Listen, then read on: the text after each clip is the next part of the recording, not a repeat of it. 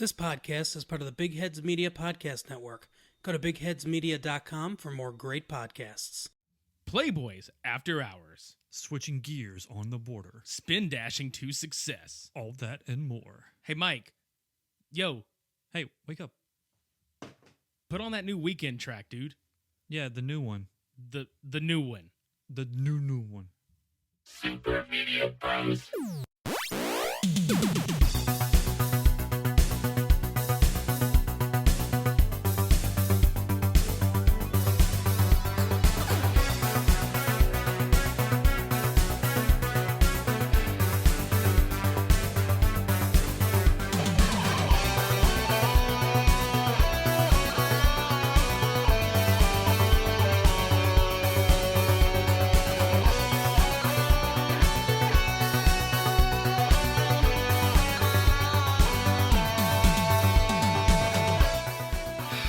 Fucking idiot. That was the wrong...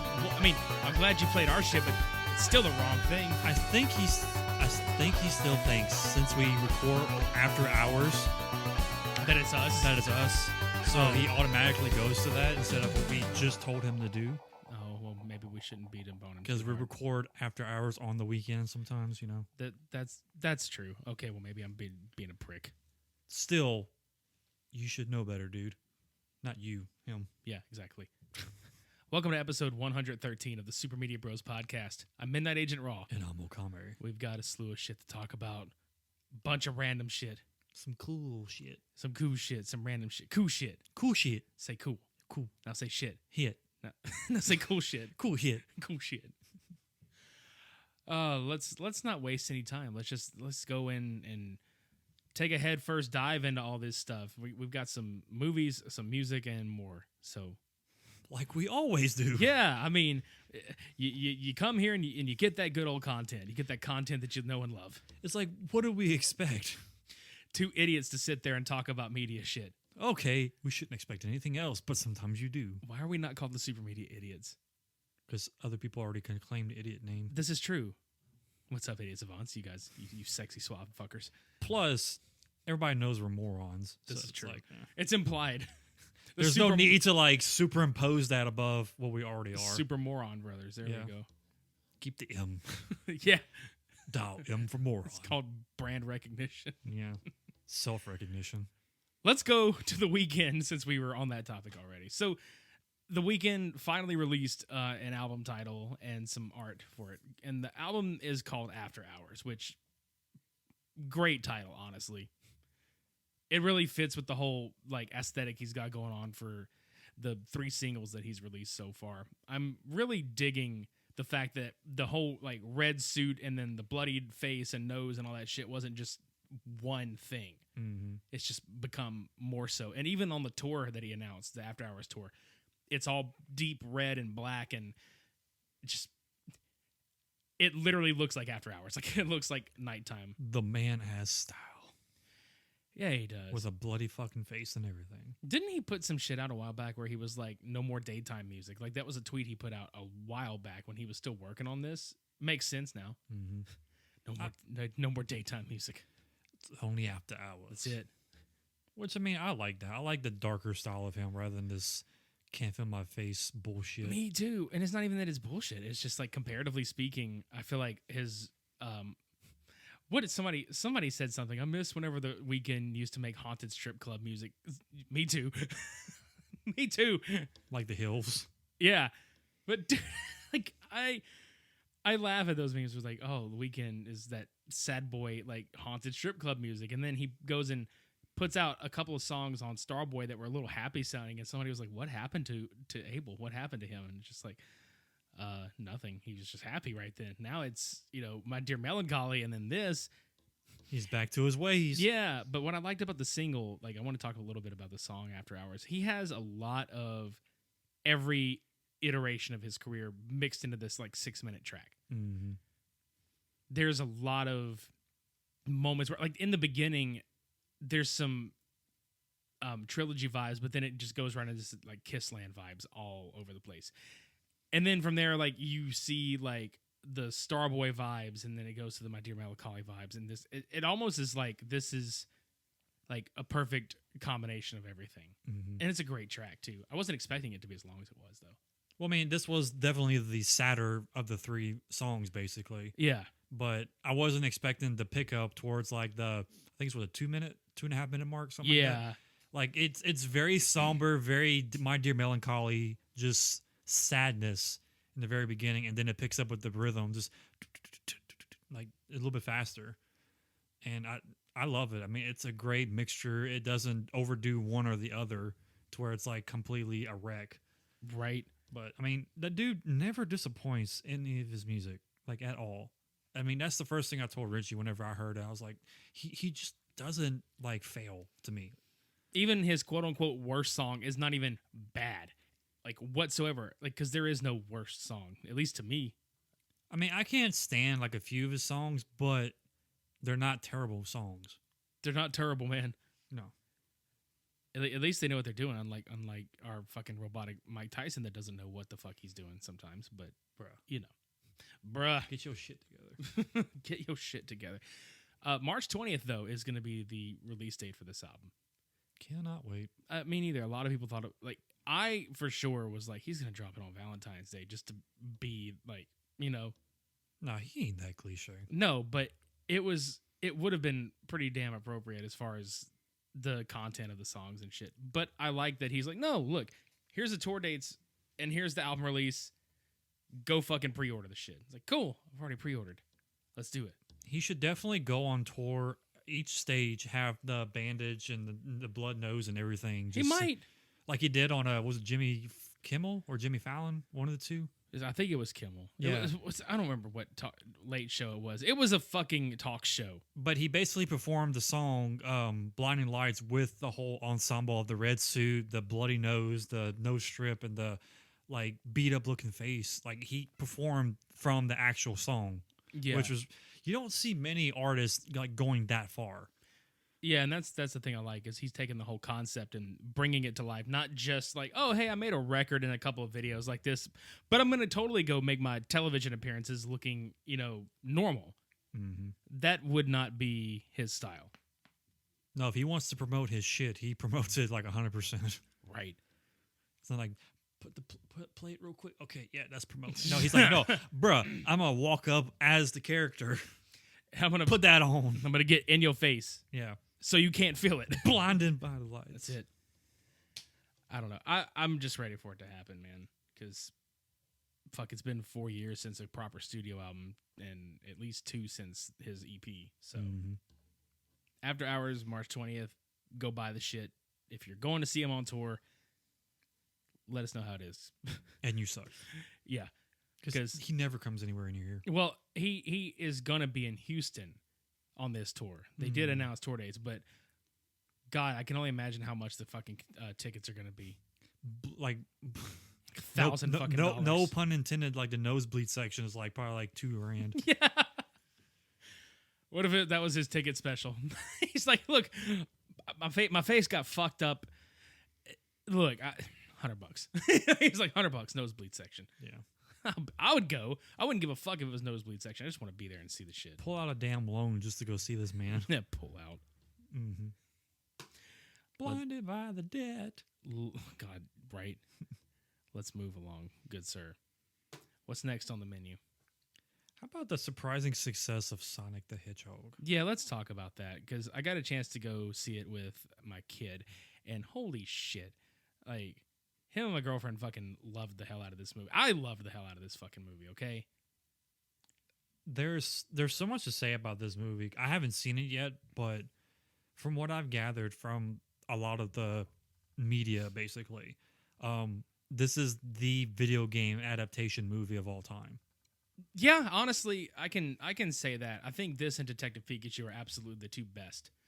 Which, I mean, Detective Pikachu is probably my top film right now until I see this film and kind of gauge it from there. But yeah, they've gone a good direction with that film. And from what I gather about this one, it's doing the same direction. So yeah, I liked it a lot, dude, because it pulls just enough from the lore, of Sonic the Hedgehog. And then the way they have it set up where he is in, our universe and the way they use the rings, like the story behind how they use the rings, why he has them. Like, they found ways to incorporate why he carries the shit on him. Like, when he collects them in, the video game and he gets hit and he loses his fucking rings, there's a subplot about him losing his fucking rings, and there's a reason for why he needs them.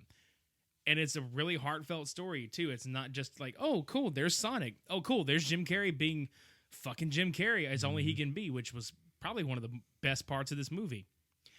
And I don't know, dude. I really fucking enjoyed it. It was a lot of fun. I fucking like giggled out loud at some shit during this movie, and I wasn't expecting to.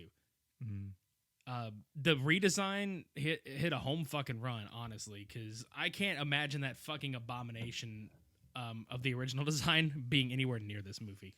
Yeah, but that's the thing. I think Paramount, our speculation is more closer to the truth, honestly, is they did that on purpose. Yeah, dude, because if you think about the original time release for this was going to be, what, November last year?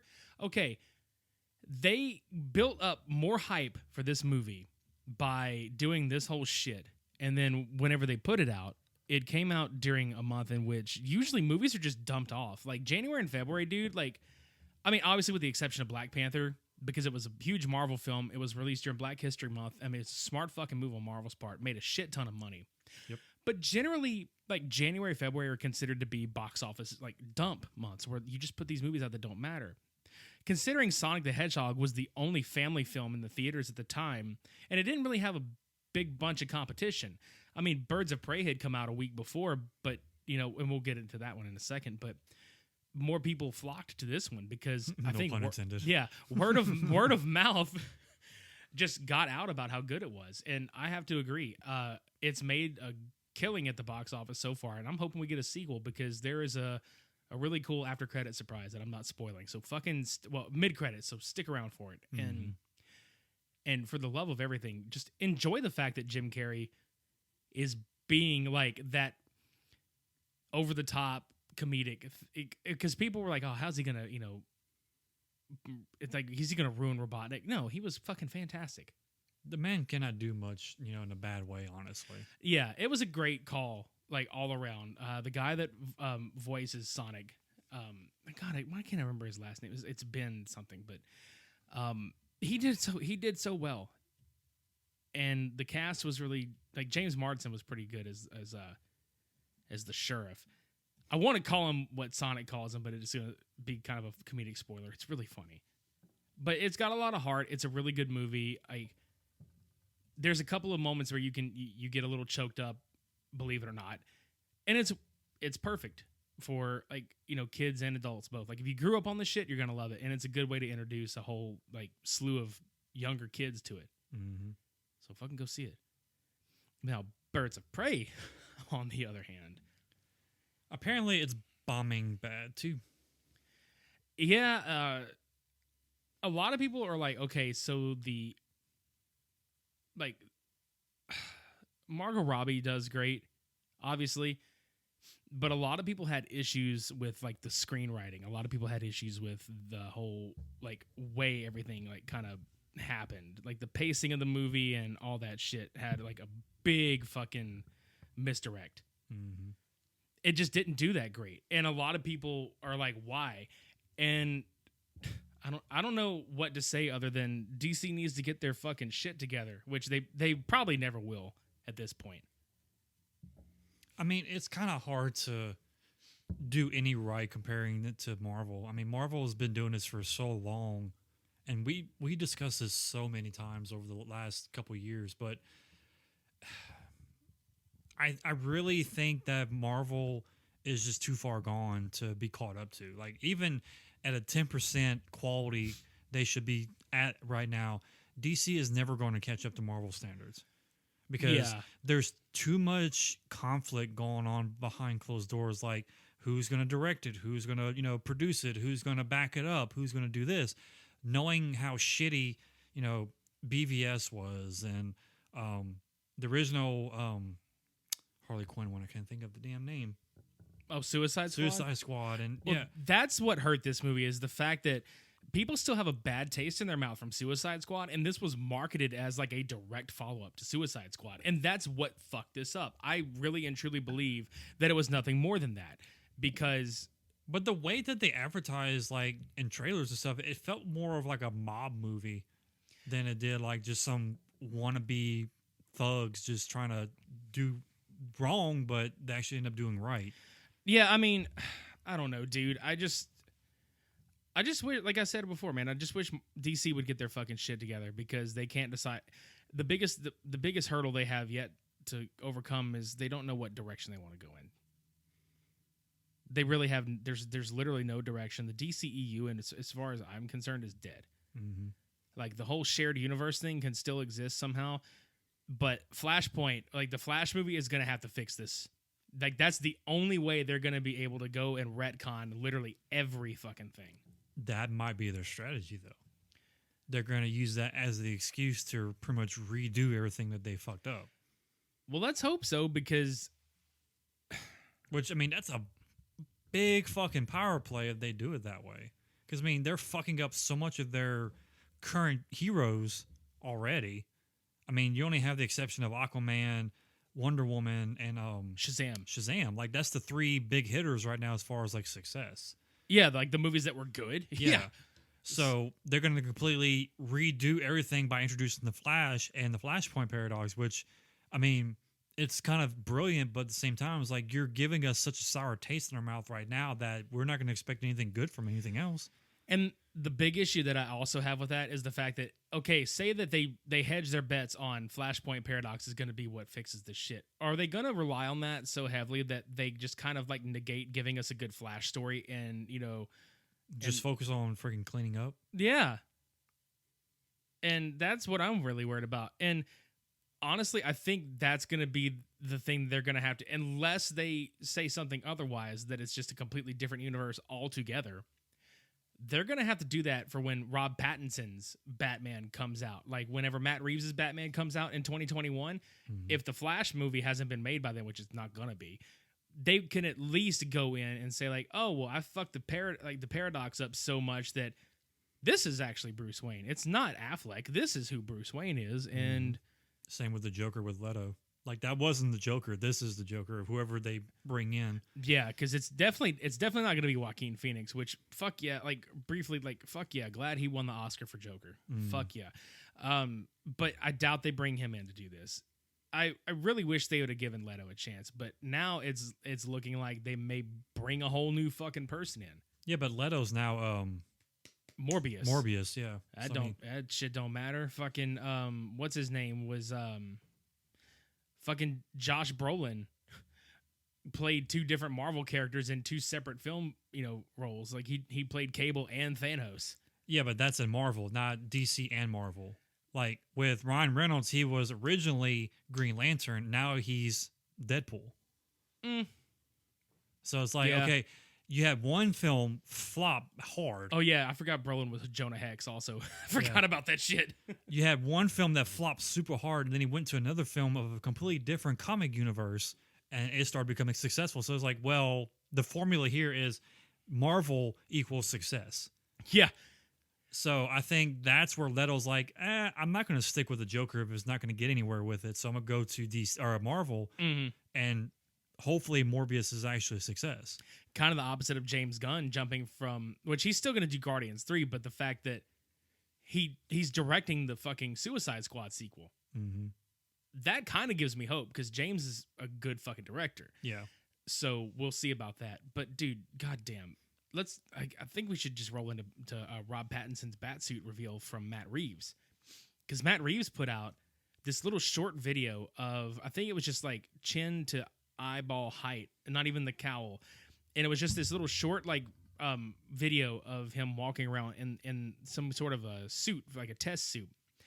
But it looks great. And so this version of Batman is supposed to be maybe like 2 to 5 years into being Batman. Like he's not hardened and he's not necessarily new to it, but he's very he's not peak Batman yet. Yeah. And what were these pictures that got put out were it was like a graveyard sequence where he's on the bat cycle, but he's very it's definitely a stunt man in the suit, obviously, but Yeah, initially I was just brain farting. I was like, man, that looks like Batfleck because they had the whole like dimple chin and everything. It's Battinson. Yeah. They need to call him Battinson now. Rob Battinson. Robert Pattinson, yeah. Yeah, because He's up to bat now. yeah, he is. But the suit looks fucking cool. I've seen some people shit on it. I like it. It looks more tactical. Yeah, they kind of draw influence from Arkham, Yeah, a little bit. which I think is pretty neat. I mean, what else can you do with the Batsuit? I mean, you can't keep recreating the old classic design because, I mean, it's been done Yeah, so many times. yeah. One of the things I liked about this too that like I noticed, and then it started coming out a couple weeks later on forums. The bat symbol on his chest looks like he melted the gun down from Joe Chill, the one that was used to kill his parents. Mm-hmm. How fucking like Batman is that? You know what I'm saying? The irony. Yeah, like Iron. yeah, like the fucking thing that put fear into my life Is now the is symbol of gonna hope. be the symbol of fucking hope and fear against the of evil. It's like Mhm. fuck, dude, and that's goddamn deep. But I'm looking forward to like how they're gonna do this because there's Penguin, there's Catwoman, there's Riddler. They're gonna give us like multiple villains, but I like that they're going to kind of give us that over a course of 3 films. Now, Matt Reeves has a pretty good track record as far as his movies go. He's done the American version of Let the Right One In, which was Let Me In. He did the 2. He didn't do all 3 of them, but the last 2 Planet of the Apes movies that had just come out recently, he did those. He did Cloverfield. Like this Mhm. guy has a fucking great track record of good movies. I'm looking forward to seeing what he's going to do with this this version of Batman. Honestly, I think they should revisit some like villains that haven't been touched much. Because I mean, yeah, you're gonna have Catwoman, who is not really a villain. She's more of like an anti-hero, kind of like Deadpool is, basically. You have the Joker, which I mean, yeah, he's gonna be in every fucking orientation of Batman, obviously. I mean, he's been done so many times over, though. Yeah, I mean, the Penguin was only done really one time. Same with Riddler. Yeah, the Riddler. What about Mr. Freeze? Like, he was so shittily done by Arnold. And in a campy way, it was funny, but in like realistic terms, it was stupid. Batman and Robin, to me, was like what they couldn't do with the 66 series. Like, they put it on, film, but Yeah. But Yeah. I think they should revisit some of the villains that were either poorly done or not really done at all. Like, do Mr. Freeze, do Victor Freeze. yeah, and frankly, I'm kind of sad that they wasted Victor Zsasz in Birds of Prey because I feel like that would have been a greater like version to put in this shit. Like Victor Zsasz, fucking the Scarface, like the actual Batman villain Scarface, fucking Calendar Man, shit like that you barely see done would be Or great like too. Clayface. Yeah, man, Clayface would be fucking fantastic. Hell, give us like I wouldn't mind them revisiting Harvey Dent because I feel like we got too campy of a version in Batman and Robin. I mean, in Batman Forever, but we didn't really get Much from Aaron Eckhart's version in Yeah. Batman: The Dark Knight. I mean, he was so overshadowed by Heath Ledger, though.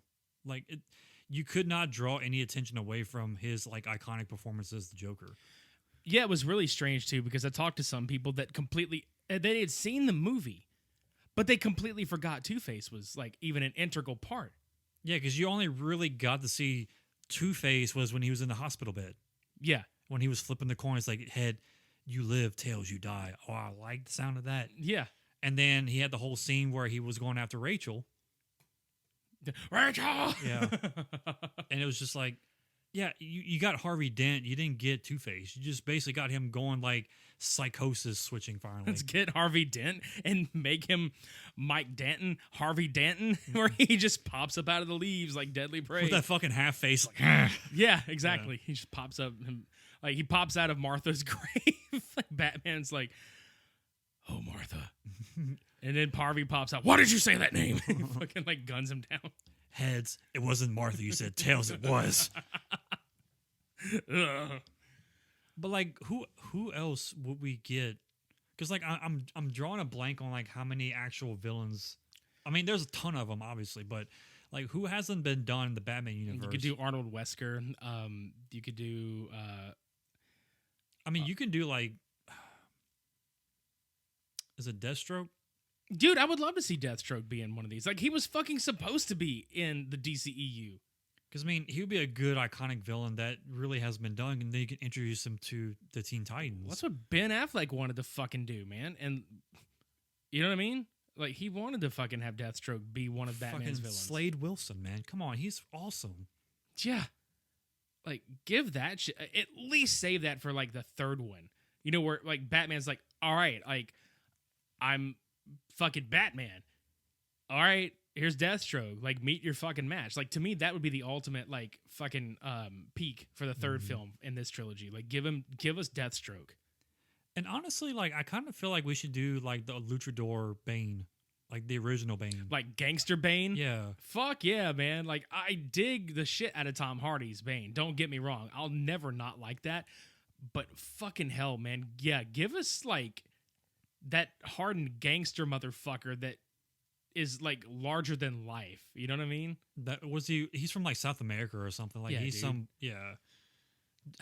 Man, that, like, I'm excited to see the villains that they do include now, but at the same time, I'm kind of like, we've already seen Catwoman, we've already seen Joker, we've already seen blah, blah, blah. Why can't we do people that, you know, don't get much? Like, we already had fucking Anne Hathaway as Catwoman, who was a hell of a lot better than Halle Berry's Catwoman. Dude, I was hoping you were going to say that because I forgot that abomination existed.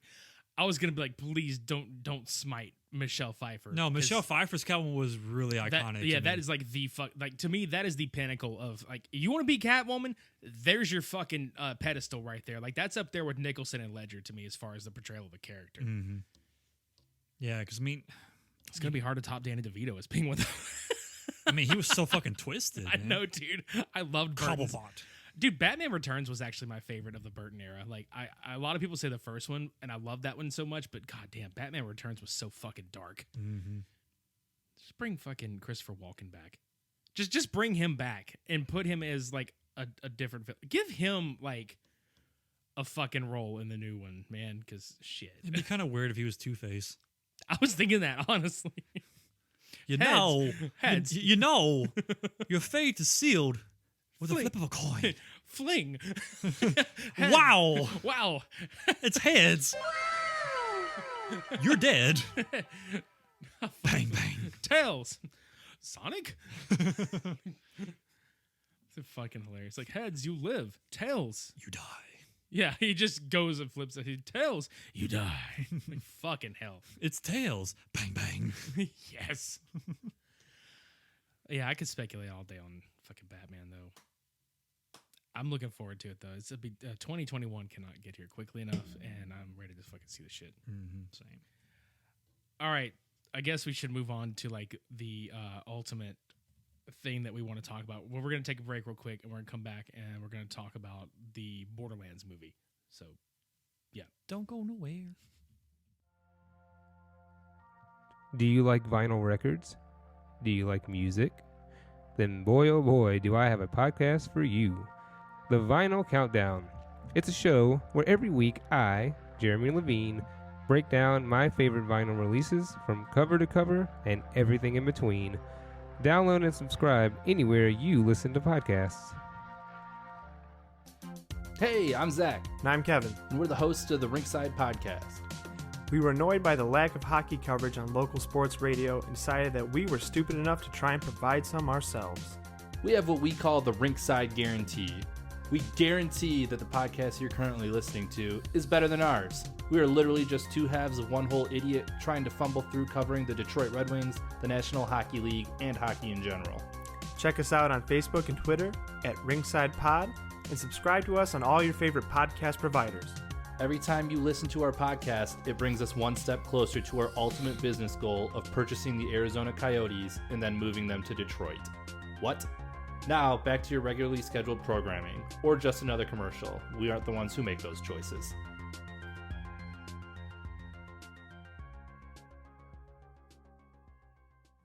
And we're back, goddammit. Hockey and vinyl. Just, slap a vinyl record on the ice.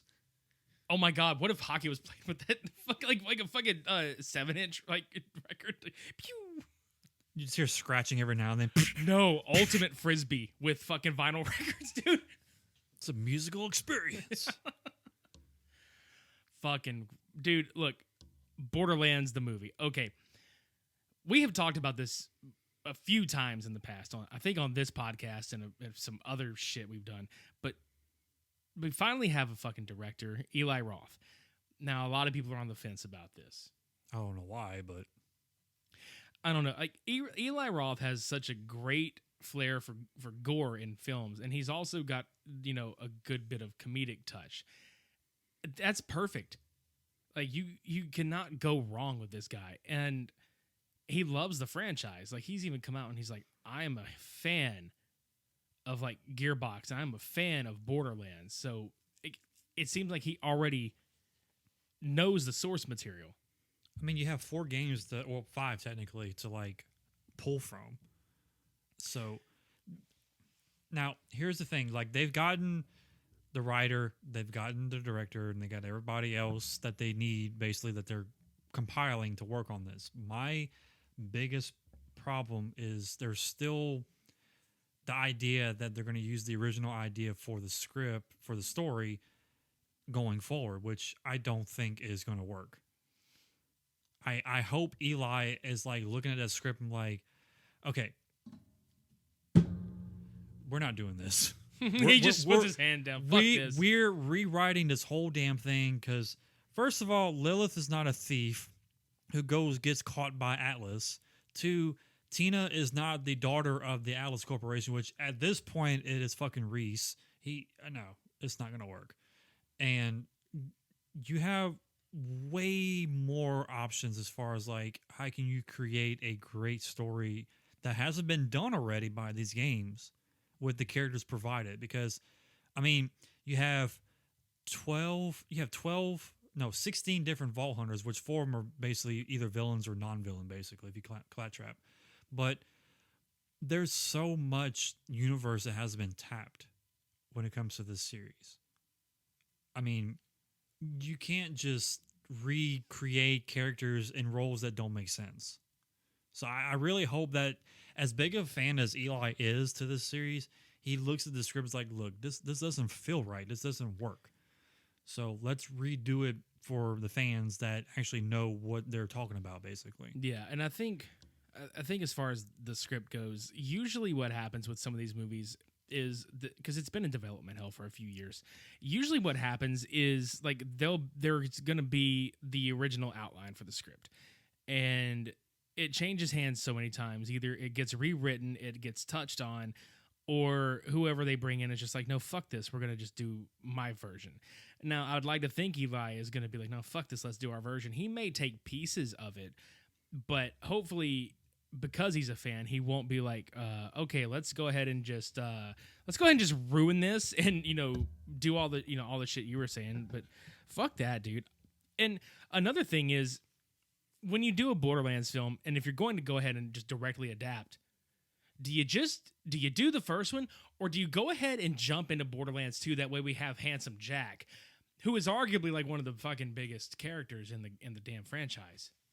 But see, my thing is, instead of redoing something that's already been done, why not just continue somewhere else that's, okay, take like Borderlands 2 characters and how did they end up getting to be who they were in Borderlands 2? Like doing the pre-sequel. No, like really though, doing like a lead up to one of the storylines, or like a continuation of one that wasn't resolved. Like take the 4 Vault Hunters from Borderlands 2 and do their own individual, like, okay, Zero was doing this before he was called to Pandora, and Maya was doing this before she was in Pandora. Like, we already got the audio logs of like, okay, this is kind of what they were doing, but like show it fleshed out and then introduce them into Borderlands, the movie, basically. Which, I mean, they may not do that because it's not that interesting, I guess, to some people. But, yeah, you know, I want there to be something that makes sense. Like something that,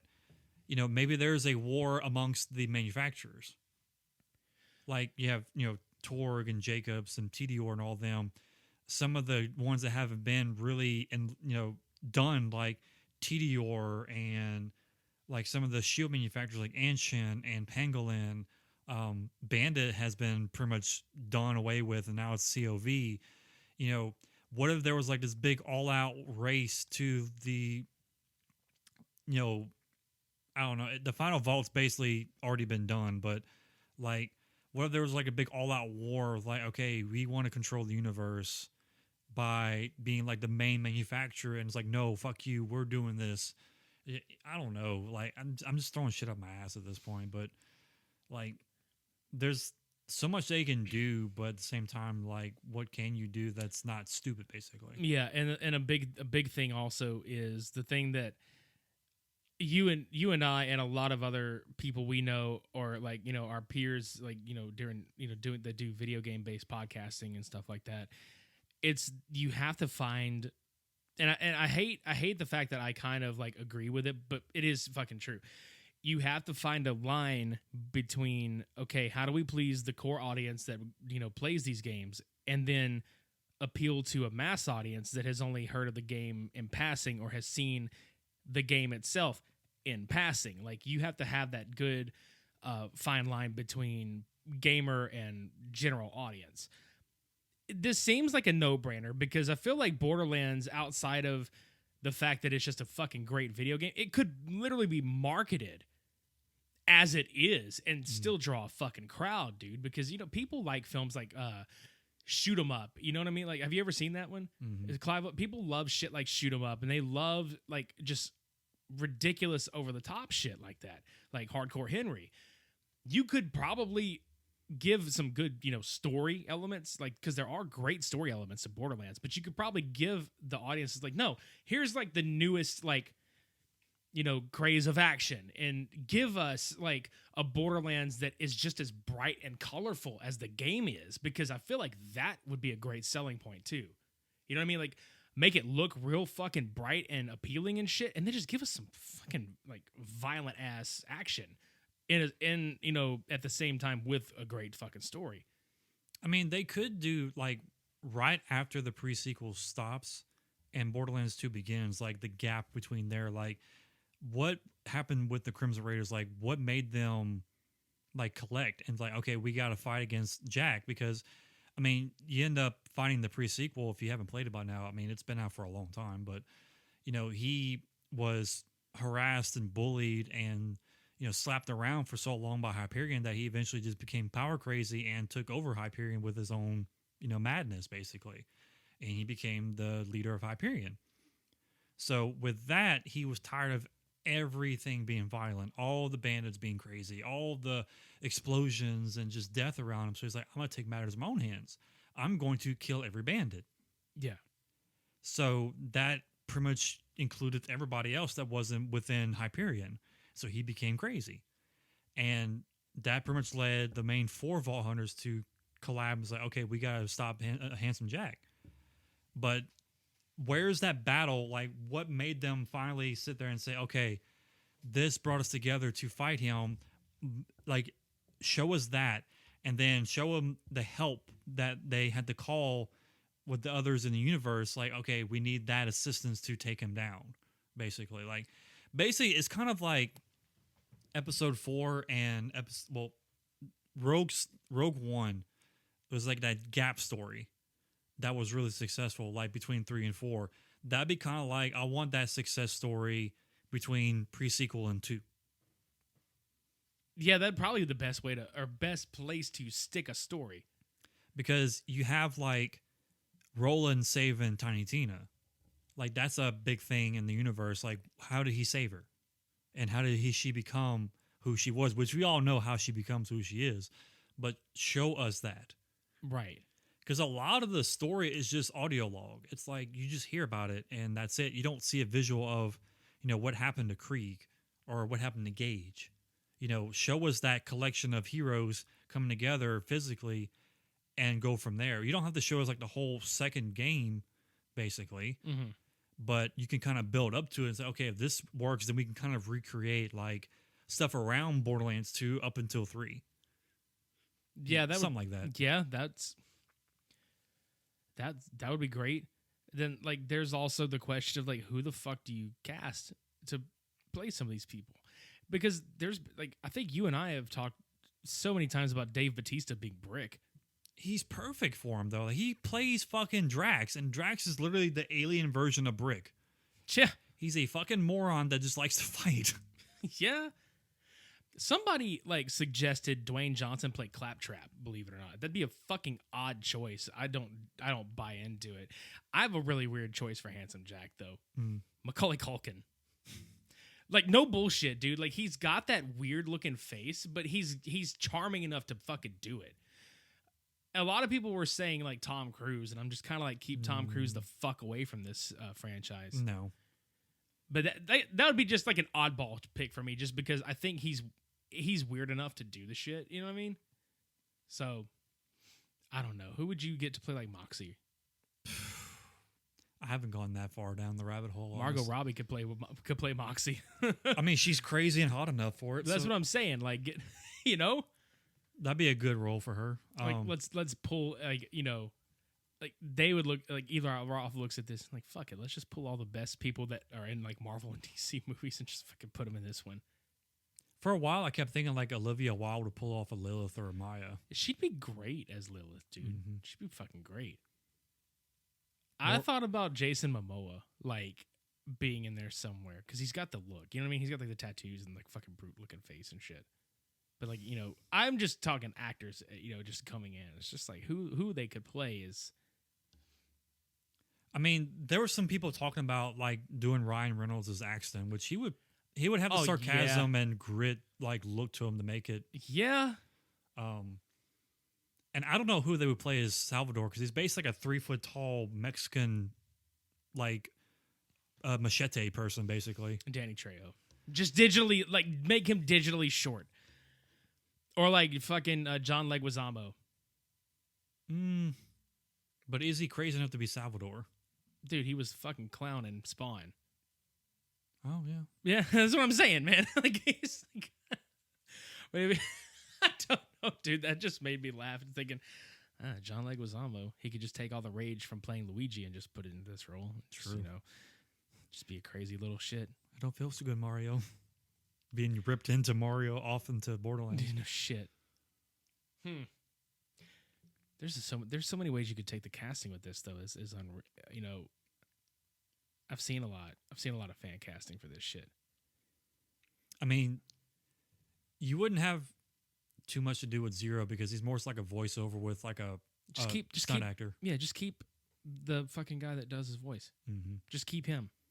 They should do the same thing for Claptrap. Like the original voice of Claptrap, just voice him over this one. Yeah. But no, I can't imagine anybody else being those two characters. Like they're so iconic voices. Like right. Yeah. But yeah, definitely. You know, going back to Dave Bautista's, like, at least give it to him because it took him for fucking ever. Like, he wanted to be in a Gears of War movie. He's been pitching that for so fucking long, and they actually put him in the game. They put him in the 5th one. Mm-hmm. And I know he was just like, oh, look, it's about fucking time. But you know he's been lobbying to do something like this for a while. I mean, Brig looks like a character from Gears of War, honestly, if you actually look at him. He's just yeah. big, hulking mass of muscle that just runs around and destroys shit. That's who I like to play as, though, too, whenever I'm playing the game. I mean, like, that's my dude. I played all the characters, like, in every game, so it's just, I don't know. Who would you get to play Handsome Jack, dude? Because I was thinking about that a while ago. It's really hard because, like, you have to have the charm, the personality, the psychosis, the look, all in one. And I haven't come up with anybody offhand that would pull off the Handsome Jack face. Yeah, because I think the whole jawline and everything has to do with it too. I hate being that. Dude, fuck Chris Evans. He's got some acting range aside from Cap, dude. Like, I think he would probably do a great job. We can see that. That's, you know, like, or fuck Robert Downey Jr. I don't know. That'd be kind of hard for me to accept. I'm just looking at, like, personality wise, is like as far as who could pull that off. You know what I mean? So I think they would start pulling people that are not well known that can pull off the chops at this point because they'd be better off doing that, honestly.